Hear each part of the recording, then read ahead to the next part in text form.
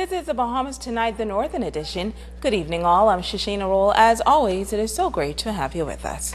Following weeks of speculation, officials at a former leading tourist shopping center is confirming tonight that the property is on the market for sale. Joan Davis-Rolle reports.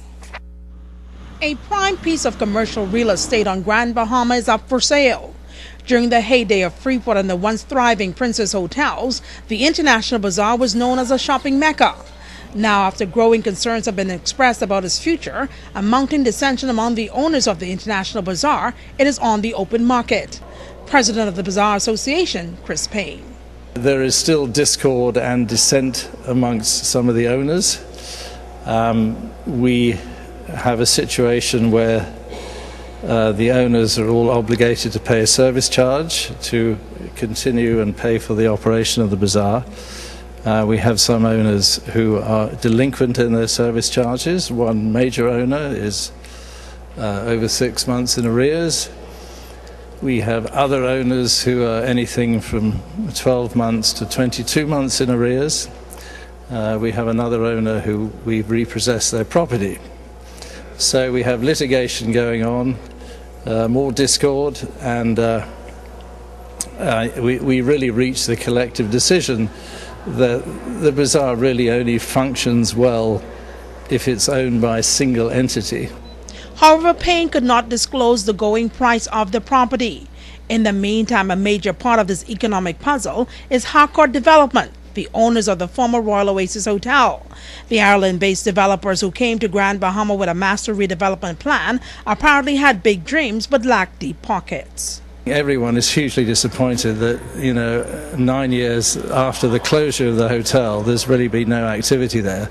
I mean, the former government, really did nothing between 2004 to 2008, when we really had a global, the impact of the global recession. So, I mean, I think people are angry about that, the ineptitude of that administration with regard to the hotel. I don't see this current administration doing much either. In my view, they should be networking with Harcourt, trying to find a developer, a partner, but we haven't seen any evidence of that yet. In search of answers, ZNS News visited Harcourt Development's local offices. We were told that the manager, Donald Archer, was out of office. Meanwhile, despite the International Bazaar going up for sale, Payne is adamant that the bazaar will not close. In fact, new stores are moving in. The bazaar is open for business. In fact, we have some new businesses actually opening in the next few weeks.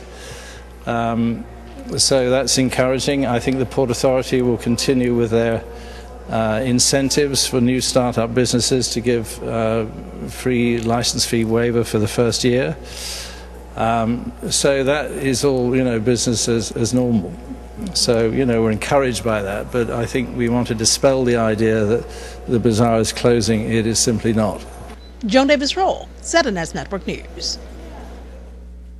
Copper bandits have struck again, this time stealing copper wire from the Grand Bahama Power Spinney Road West substation.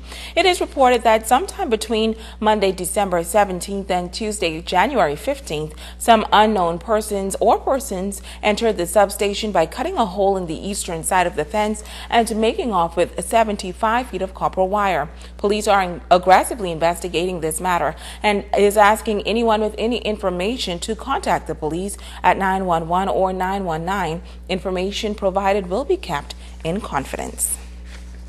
Meantime, 4 men are in police custody after being arrested for drug and ammunition possession. Police say officers, while in the Seagrape 8 Mile Walk area yesterday, observed 4 men assembled in an unfinished wooden structure. The men in the surrounding area were searched, and police reportedly discovered a small quantity of marijuana and cocaine along with 20.357 rounds of ammunition. The men, ranging from 25 to 53 years, were arrested and taken into custody. Jury selection will begin on Monday in the Lambert Bow murder trial. The young businessman was found stabbed to death at his Lebco tire business on Yellow Pine Street on May 12, 2007. Delrick, Lambert, Carter, and Shamal Gardner are on trial for Bow's murder. Attorney Muriel DeSeal will appear for Carter, and K. Brian Hanna will represent Gardner. Senior Justice Hartman Longley will preside. Switching gears now, a new partnership was officially forged today. This new social network is designed to address the issue of poverty on Grand Bahama by helping those who cannot help themselves. Joan Davis Rolle explains. It is not a handout, but a hand up, and a sterling example of what could happen as the church and state through urban renewal join forces to help transform the lives of families living in 8 Mile Rock, the largest settlement in the country. This joint redevelopment project between urban renewal and the international and local arms of the Methodist Church began in Hebron Town. There, disabled resident Kathleen Romer and a mentally challenged grandson, who have been in dire straits for the past 5 years, are now the beneficiaries of a landmark partnership. I feel great, and I'm not counting nail in my roof anymore through the Methodist Church of Pennsylvania.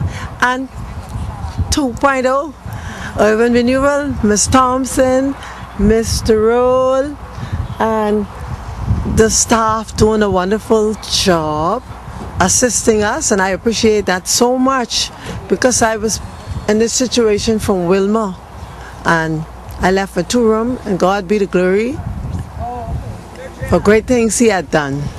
Deputy Director of Urban Renewal Michelle Reckley says this latest undertaking strikes at the core of the urban mandate. This is a great day for us. As you know, we are all about building stronger communities by transforming lives. And how better we do this by today partnering with a church. The Methodist Conference has come to our rescue, and because of our footwork, we are able to identify persons who are in badly need of help. And they have not said 1, 2, but they are here to give relief to 4 families who are in desperate need of help. And today we are so grateful. Urban Renewal welcome them. We welcome the partnership, because poverty is not a government's problem alone. And if we all can partner, if all churches, all corporate citizens can partner with Urban, we will be surprised what we can do by relieving poverty throughout the Bahamas. For the Methodist Church leaders, Reverend Nora Hosier and Abraham McIntyre, it is more than just mixing mortar, plastering sheetrock, and hammering nails. The partnership is described as a match made in heaven as they move to alleviate human suffering and demonstrate the church in action. There are so many that we know that are in need, and folks like Miss Kathleen and those that we've been able to come alongside of just to really make a difference, being the hands and feet of Christ. We really take that very much to heart and think that's very much what we are called as the church. And as we come alongside of those and care for those in our community, we feel very, very strongly that this is what we are supposed to be doing. That's my hope, is that this can be a catalyst to a lot more. So if there's persons out in the community that want to continue to serve and help, to come through Urban Renewal, Vega and Baldwin and the whole staff there can set that up, or contact us at methodisthabitat@gmail.com. This new alliance, according to the local urban chief, involves other major stakeholders. We want to send a heartfelt thank you to Miss Jackie Pinder, who's the principal of Bartlett Hill Primary School. She has partnered with us before in a food drive, and today she ensured that when revenue usually comes to 8 Mile Rock, that they partner with Urban Renewal and make sure things happen. Joan Davis Rolle, ZNS Network News. Stay with us, there is more news on the other side of the break.